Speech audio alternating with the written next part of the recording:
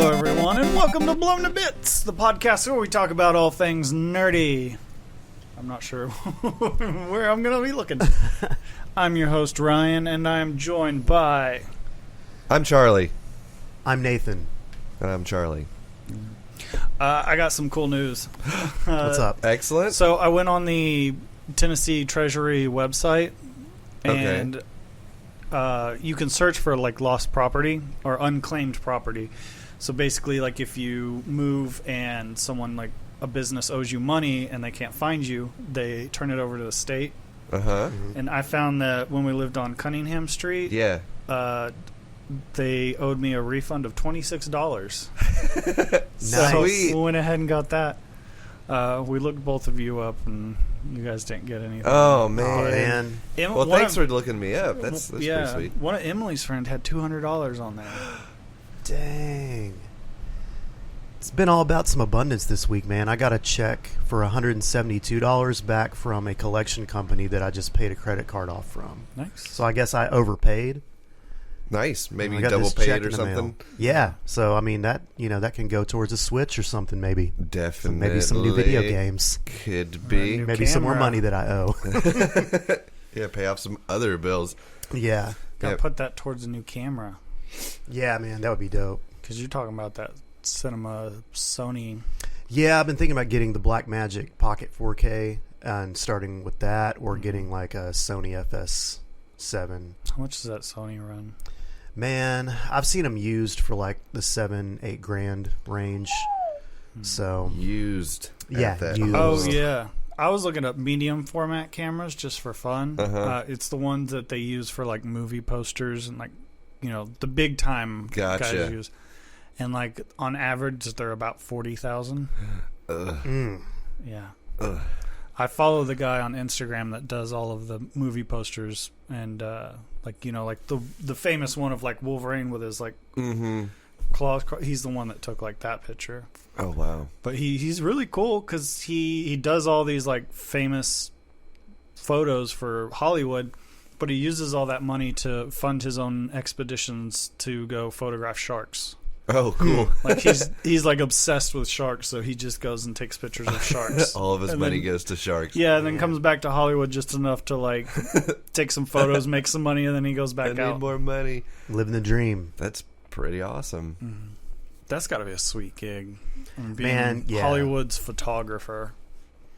Or with sharks. I don't know. I'm really scared of sharks, but my dream job has always been like as a camera operator for Discovery, and just being out in the field doing all that shit would be amazing.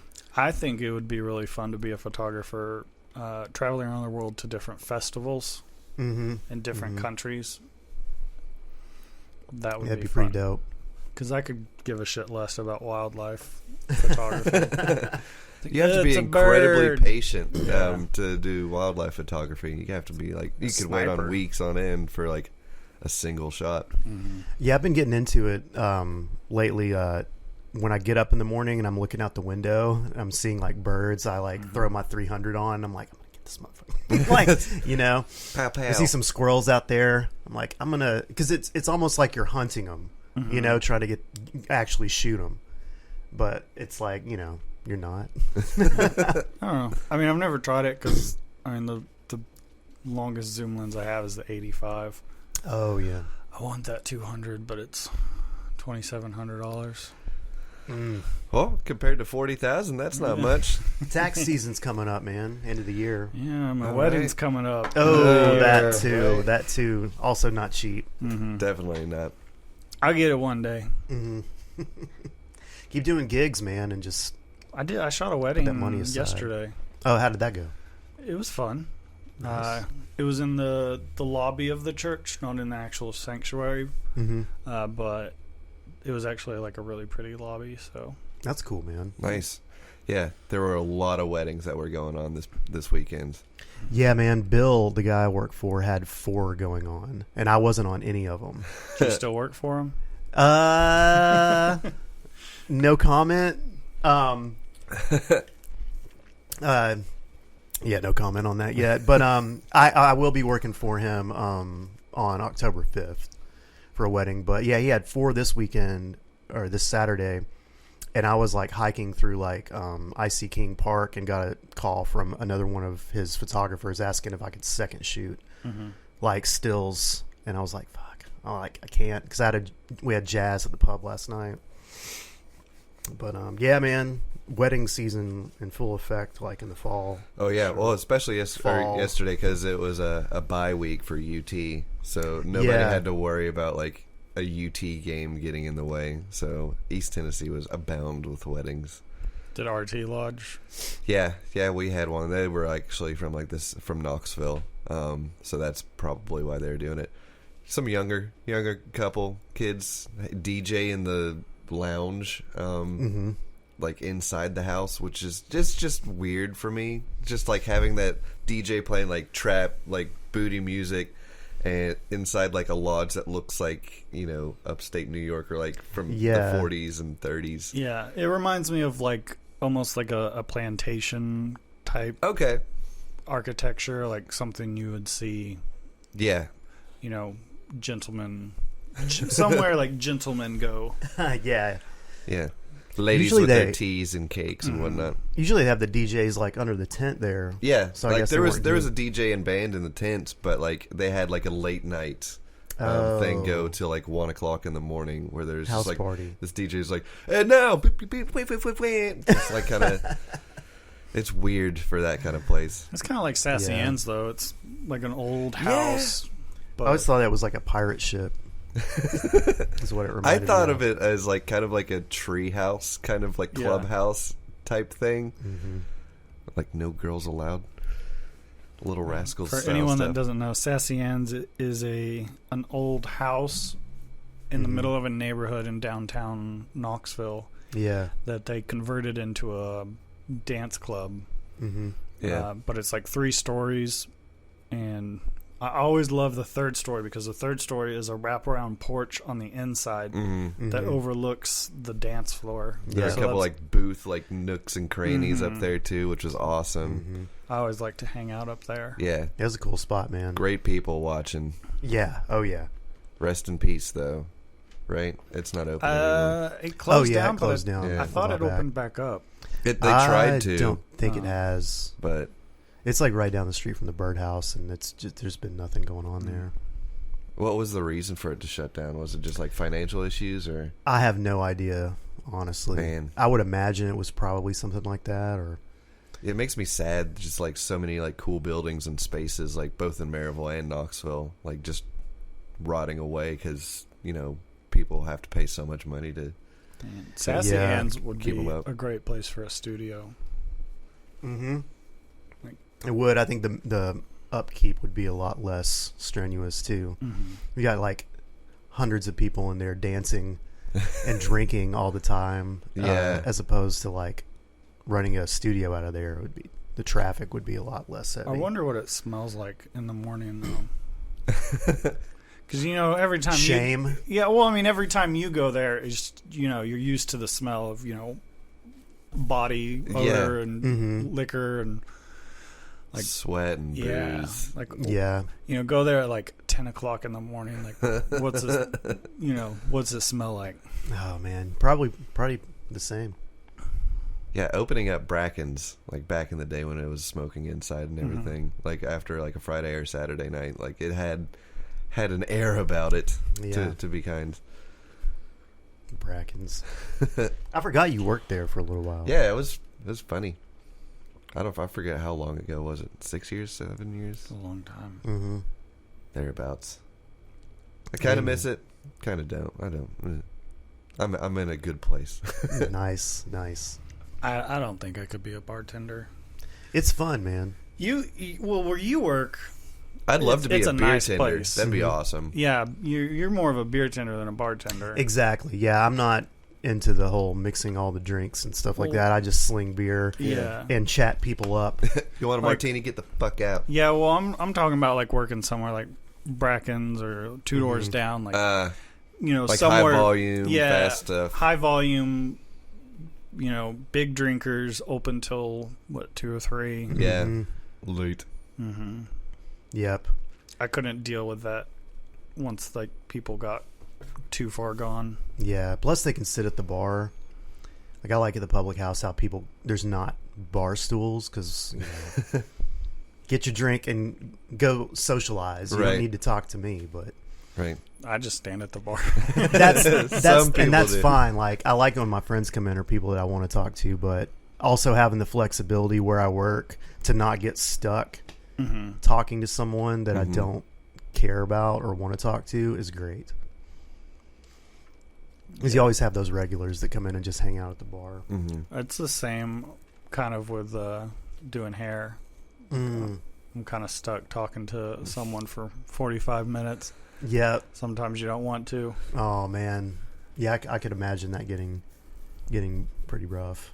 Yeah. A little testy, perhaps. Especially if you have, like, those bad days or you just wake up on the wrong side of the bed and you're just like, fuck, what are we talking about today? Damn. Yep. Well, thankfully, I've been doing it long enough to where I've sort of steered my clientele in a direction that I want. So the people that come to me, I actually enjoy talking to. Yeah. Like, I'll get to know someone. I feel like it's not working out. I've got like subtle ways to make them not come back. Hey, maybe you should try this other stylist or something. To where, I'm like, well, if I'm never here, Camry is, she's just as good as, men's cuts as I am. But, the people that I like, I make sure that Do you ever I have can get them to come back. Like any clients that like are just super quiet? Like you've groomed like that, just like they just come in like, hey, how's it going? Like, yeah, I would say probably like 30 or 40% of my clients come in just because they like the silence when I cut their hair. And they don't want the small talk. Yeah. And so they like to just not talk. Yeah, that's a cool brand to build. The silent stylist. Silent cuts. Silent cuts. Well, what I do is I don't initiate conversation. I let them do it. And if, I may say, how's your day going at the very beginning? If they say good, then I just take that as, all right, we're not talking. And I'm cool with that. Right on. So, House of X. So, House of X, man. Yeah, I know Charlie still needs to get caught up, so I don't want to spoil anything. But I mean, you can like. How far are you? And we can maybe go up to that point. Well, I'm the 5th book through, so that's like the 3rd Powers of X, I think, is what it is. A lot of really cool stuff is happening. I can't quite recall right now, though. Have they gone after the mother mold yet? In the one you're reading? I think so. I think they discovered it. Okay. The ones you gave me is when they actually fly up to go after it. Oh, man. Yeah, I think they're like planning on going. Okay. Like, or they just started to. That's where shit gets crazy. Oh, man. Like when you say there's a turning point, yeah. Yeah. As soon as I read it, I texted him and was like, what the fuck? Dude, and there's even more turning points than that. And there's still 2 books left. Oh, and man. I just don't know how they're going to wrap it up. So that's 2 weeks from now? Like it's going to get wrapped up? Yeah, so this coming Wednesday is going to be House of X6, and then the following Wednesday will be Powers of X6. And that one's a red band, so apparently that's supposed to be a big revelation. Okay. I don't know how they could do a bigger revelation than that. The House of X4, that's the one you're talking about. Yeah.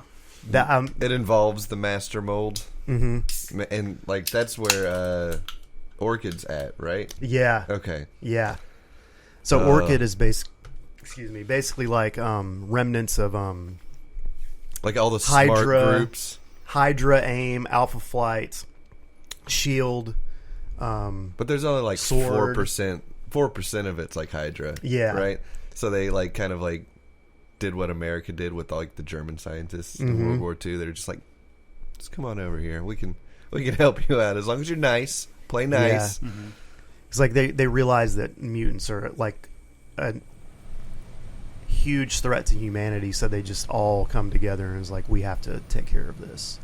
Create the Nimrod. Yep, and mutants are like not playing around anymore. I love how they're kind of nobody's playing around anymore. Nah, and it's almost like who's the villain, right? Because the way Xavier is taking it right now is like to mass levels of like I don't want to say evil, but like he's not playing. He's like Magneto in the movies now, but more like doesn't fail. He has a plan. He doesn't fail. He has a plan. He's always been the one to succeed in whatever he does. So I have a theory that I think. How much have you seen of the year 1000? So that's like the librarian and Powers of X. Yeah, like a lot of that's really weird. I've trying to think. It's a little hard to follow what's going on because I feel like they're going to reveal something that's going to make it all kind of click into place. Mm-hmm. Right. I think the librarian is Xavier. And I think there's another character, future character, that you'll see with the librarian that's female, and I think that's Mora. Mm-hmm. So I think like they come up with a way to basically extend their life through what Sinister's doing, or continue their lives through what Sinister's doing with genetics. They're part Apocalypse in the future, and what else was I going to say? It's so much, man. It's just so much going on. Oh yeah, they create a way. Xavier finds a way for man, machine, and mutants to all survive. I think that's the end game, instead of like complete mutant takeover. Well, I don't want to like give too much away, but the end game, I feel like we've already seen like a glimpse of it in the last one with how they were trying to transcend. Oh, the ascension. Is that what you're talking about? Yeah. So, well, they trick them in that because like the Phalanx only will accept machine. And I think the idea that they're trying to give is that the librarian and those other characters, the Elder and all them, are like Omega level or Omega Sentinels, so they're like part machine, part human, but because they're organic, the Phalanx won't accept them into the Ascension. And see, I thought with the Omega, like they start as human, but by the time they become Omega, they're completely machine. I don't know if that could be right, because there was like a sheet in there that was explaining like the different levels of like the takeover. Yeah. And by the time they became Omega, like the Nimrod, they were completely machine. They were completely machine, completely adaptable, and they hate mutants. But they, like it said, like they were able to adapt, so that's why they were so dangerous to mutants. I have to go back and read that. That's exciting. I'll have to double check that. Yeah, man. Dude, it's one of the best comic series I've ever read. It's so incredible. And I don't want to go into too much more because I really don't want to spoil it for you, Charlie. Because man, it's one of those things. If someone spoiled that for me, that's like Sixth Sense level of spoiling something. Oh, okay, all right. Yeah, because Jonathan Hickman is just such a great writer. And it's not just a bunch of gotcha moments like back to back. It's just like he gets in your head, man. It's not gotcha. It's more like this changes everything. Yeah. And it's just like epic, like, oh, kind of stuff, you know? Yeah, I think the House of X4, and that's the one with the battle, is just like on Mercury, I think, right? Where the... Yeah, so it's where they land. So have you got to that point where they land or they're about to go to the Mother Mold? They're about to go to the Mother Mold, I think. Dude, the comic where they go is the best one in the entire series, in my opinion. It's just... It's good. Epic. Oh, man. Yeah, dude. I'll be taking them home. Yeah, man. I'm excited for you to read them because you're going to be like, oh, shit. So, dude, I finally got to the boss on Rad. The final boss? The final boss. But I died because I only had like 3 health by the time I got there. But heart mutation. Dude, this motherfucker, he said he's beat it like 5 times. Yeah. Oh my god. He's just got it down. 2-2 is the farthest I've gotten.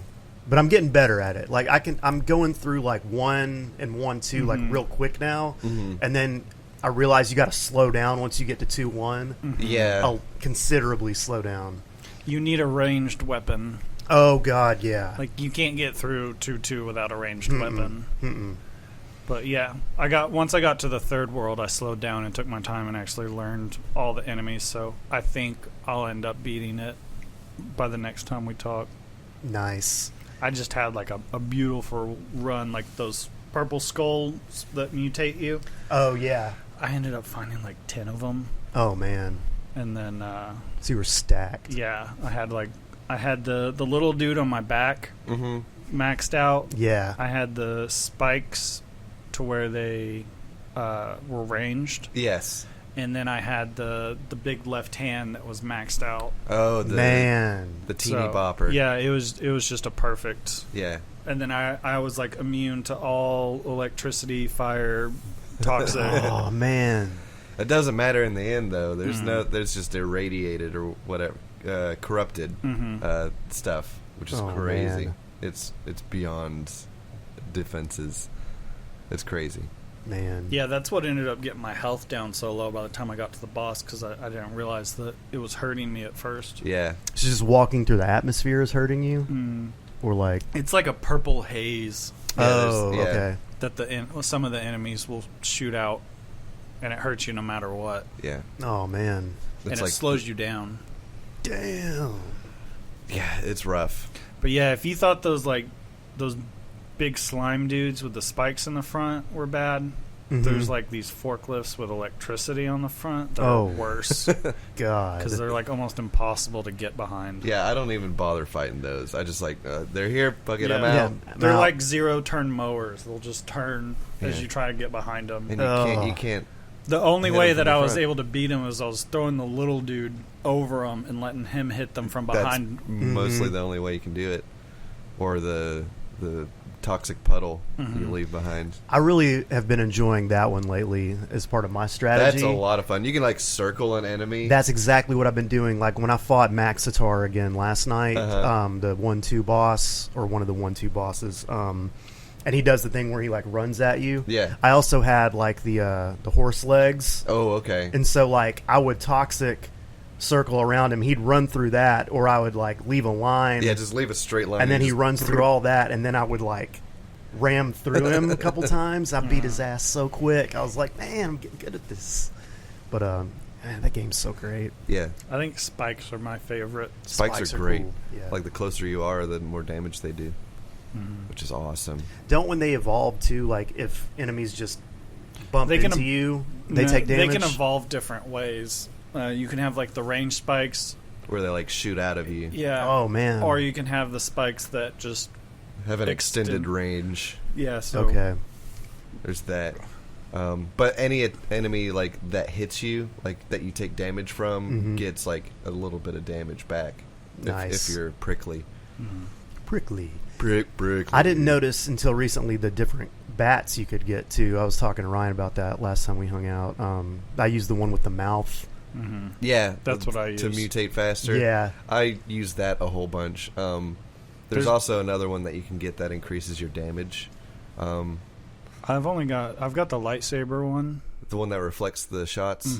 That one's really cool. Oh, so what does that do? It just you can hit projectiles back to them. Oh, but I still just use the mouth one. Is there more after that? Yeah, there's like there's one that adds like a special attack at the end of like the third hit of the bat. And that one's unlocked before. Yeah, that's like earlier. The second one. You get more like once you like beat the game. Okay. Like once or twice. Like first time you beat it, you get like a character, which is pretty cool. Have you got all the characters unlocked? Yes. I've got all the ones that you can unlock that you can like select through. Okay. I've got two. I guess there's one. Yeah, I mean at least one. Like anytime you beat the game, in the bottom right corner, it says something out of 9. Like first time you beat it, it was 1 out of 9. So I guess there's like 9 different endings or things that you can do to this. So that's my mission. Other than that, like Randy and I have been playing some of that Plants vs. Zombies together. Dude, it's so fun. That's been dividing my time. If I hadn't been playing that, I'd probably be halfway plus. I beat Borderlands 3 the story mode. Oh man, that just came out, didn't it? Yeah, recently, dude. Like Adam and Kyle and Branson, they beat it in like 2 days. Oh my goodness, man! Is that a good thing? Like, because they enjoyed it and they played it so much, or is it just like short? No. It's hard. Okay. Like I dedicated some time to it, and it took me like 2 or 3 weeks. But Adam told me that what sucks is when you hit the max level, you're not like all powerful like you were in like the second one. Oh. The enemies just scale up, so it's still just as hard. Oh man. So there's no kind of reward to like get to the top. So once I beat that, I kind of I'm putting it aside for now, and I've been just playing Plants vs Zombies, leveling up my flower and my professor. Oh yeah. Yep. I'm an engineer. I like the engineer. His I like the there's not like multiple versions of them anymore. Yes. That helps simplify things. Which is awesome. Yeah, that and Rad is really all I've been playing. Yeah, I love that game. A little bit of Risk of Rain. He was saying that Rad was his favorite soundtrack, and I was like, dude, you need to listen to. You need to play Risk of Rain has a really neat soundtrack. There's no comparison between that and Rad because like it's just two different genres. Rad's got that like 80s synth kind of stuff. It's really cool. I love it. I love the whole aesthetic of that game. I need to get Risk of Rain because I don't even know what it's about. The first one is real cheap. First one's super cheap, super small file. The second one's cheap too. It's only like $15-$20. Something like that. The first one's got to be like 5 or 10 now. Yeah, if that. I'm still waiting on Cyberpunk. Does that come out in November?